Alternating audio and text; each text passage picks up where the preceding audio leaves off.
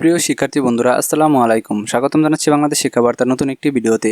2024 সালের এইচএসসি পরীক্ষার্থীদের যারা সিলেট বোর্ডে রয়েছে তারা কিন্তু আজকে দেখা গেছে যে রাজপথে নেমেছিল এবং তারা অটো পাসের দাবিতে আন্দোলন কর্মসূচি এবং মানববন্ধন পালন করেছে।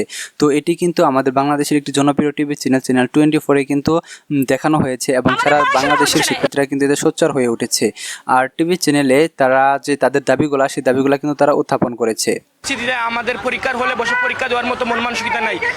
তো তাদের যে দাবিগুলো ছিল সেই দাবিগুলো তারা একের পর এক উত্থাপন করেছিল এবং পাশাপাশি তারা এমন একটি কর্মসূচি নিয়ে আসছে, এমনটা জানিয়ে দিয়েছে যে 16 তারিখ এবং 17 তারিখ কিন্তু তারা সারা বাংলাদেশের সকল শিক্ষার্থীদের কিন্তু ডাক দিয়েছে যে তারা সারা বাংলাদেশে এই আন্দোলন কর্মসূচি পালন করবে, যে তাদের অটো পাস দেওয়া হোক। তো এখন বিষয় হচ্ছে যে এটা নিয়ে শিক্ষা বোর্ড বা শিক্ষা মন্ত্রণালয় কি ভাবছে বা তারা কি বলছে সেই বিষয় নিয়ে আজকে বিস্তারিত আলোচনা করব। তো তোমরা যারা ভিডিওটি দেখতেছো প্রথম থেকে শেষ পর্যন্ত দেখতে থাকো, আর আমাদের চ্যানেলটি যারা এখনো সাবস্ক্রাইব করোনা শিক্ষা সমৃদ্ধ সকল তথ্য, তোমাদের এইচএসসি পরীক্ষার সকল আপডেট, পাশাপাশি তোমাদের অনার্স ভর্তি এবং ইউনিভার্সিটি ভর্তি পরীক্ষার সকল তথ্য সবার আগে পেতে আমাদের চ্যানেলটি সাবস্ক্রাইব করে পাশে থাকা বেল আইকনটি বাজিয়ে দাও। আর যারা অলরেডি সাবস্ক্রাইব করেছো তাদেরকে অসংখ্য ধন্যবাদ। সো আসো আমরা মূল ভিডিওতে চলে আসি। তো সারা বাংলাদেশে যেহেতু এই আন্দোলন কর্মসূচি পালন করার সিদ্ধান্ত চলছে বিগত কয়েকদিন থেকেই, তবে কালকে ঢাকা শিক্ষা বোর্ড এবং শিক্ষা মন্ত্রণালয় থেকে যখন জানানো হয়েছে যে আগামী মাসে অর্থাৎ সেপ্টেম্বরের 11 তারিখে অনুষ্ঠিত হতে পারে এইচএসসি পরীক্ষা এবং তোমাদের যে প্রশ্নপত্রগুলো পড়ে গেছে সেই প্রশ্নপত্রগুলো তৈরির কাজ চলতেছে এবং আগামী এক সপ্তাহের মধ্যে কিন্তু তোমাদের রুটিন প্রকাশ করা হবে, অর্থাৎ পরীক্ষা রুটিন প্রকাশ করা হবে যেগুলো স্থগিত হয়েছিল সেই পরীক্ষাগুলার। তো এটা নিয়েও কিন্তু সোশ্যাল মিডিয়াতে দেখা গেছে যে অনেক আলোচনা চলতেছে। তো ইতিমধ্যে রুটিন প্রকাশের কথা বা তোমাদের পরীক্ষা নেওয়ার কথা যখন প্রকাশ করা হয়েছে তখন থেকে কিন্তু শিক্ষার্থীরা বলতেছে যে এখনই সময় আন্দোলন করার, এখনই সময় অটো পাসের দাবি আদায় করার। তো আমাদের পূর্বের ভিডিওতে অনেক শিক্ষার্থীরা কিন্তু দেখা গেছে যে কমেন্ট করেছে যে আর দেরি করা যাবে না, রুটিন দেওয়ার আগে আমাদের আন্দোলন করতে হবে এবং আমাদের দাবি আদায় করে নিতে হবে। তো এরকম কিন্তু দেখা গেছে যে অনেক কমেন্টস, অনেক SMS, অনেক কিছু কিন্তু আমরা পেয়েছি।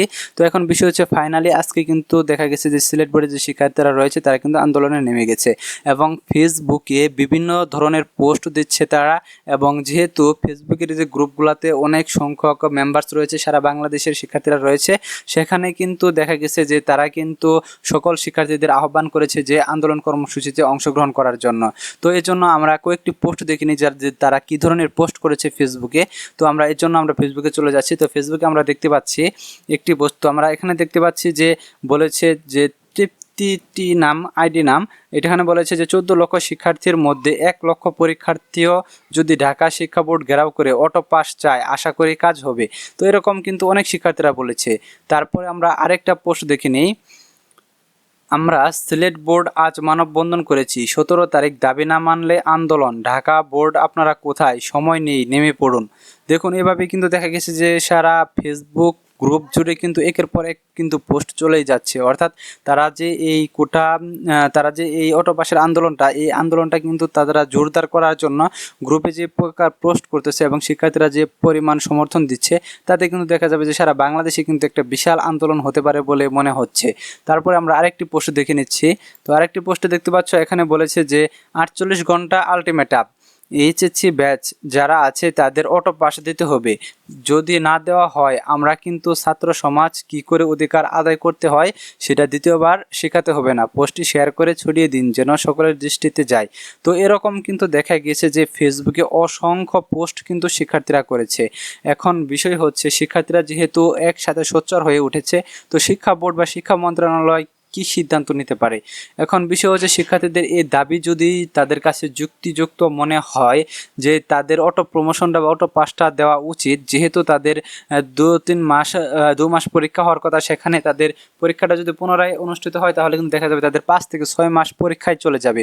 তারপর ইউনিভার্সিটি ভর্তি প্রক্রিয়া চলতে 1 বছর চলে যাবে, তারপর অনার্স ভর্তি, তারপর ডিগ্রি ভর্তি রয়েছে, এখানে দেখা যাবে প্রায় 1.5 বছর সময় চলে যাবে এই পরীক্ষা আর ভর্তি কার্যক্রমে। তাতে কিন্তু দেখা যাবে যে সকল শিক্ষার্থীদের একটা বছর কিন্তু তাদের লস হয়ে যাবে, অর্থাৎ তারা সেশন জটে পড়ে যাবে এবং পরবর্তী যে এইচএসসি এবং এসএসসি পরীক্ষার্থীরা রয়েছে এই প্রভাবটা কিন্তু তাদের উপর পড়বে। কাজেই সমস্ত কিছু বিবেচনা করে যেহেতু শিক্ষার্থীরা এই আন্দোলনে অংশগ্রহণ করেছে এবং দাবিগুলোতে তারা এগুলো উত্থাপন করেছে, পাশাপাশি কোটা আন্দোলনে কিন্তু অনেক শিক্ষার্থীরা দেখা গেছে আহত হয়ে হসপিটালাইজড হয়ে আছে।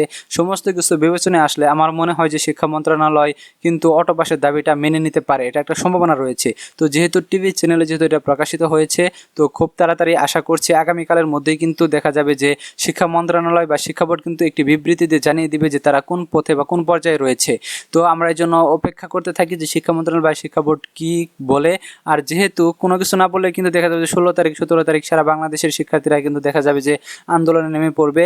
তারা শুধু সূচনাটা খুঁজছিল, যেহেতু সিলেট বোর্ড সূচনা করে দিয়েছে, এখন দেখা যাবে যে ঢাকা শিক্ষা বোর্ড সহ সকল শিক্ষা বোর্ডের শিক্ষার্থীরা কিন্তু যারা অটো পাস চাচ্ছে, অর্থাৎ 90% শিক্ষার্থীরা যেহেতু চাচ্ছে সেহেতু কিন্তু তারা সকলেই কিন্তু অটো পাসের দাবিতে রাস্তায় নেমে পড়বে বলে মনে হচ্ছে।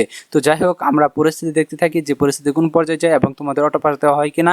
তো তখন পর্যন্ত নতুন আপডেট যদি আসে তাহলে অবশ্যই কিন্তু তোমাদের ভিডিওর মাধ্যমে জানিয়ে দেবো। তোমরা যারা এখন আমাদের চ্যানেলটি সাবস্ক্রাইব করো নাই, নতুন সকল তথ্য পেতে আমাদের চ্যানেলটি সাবস্ক্রাইব করে আমাদের পরিবারের সাথে যুক্ত হয়ে যাও।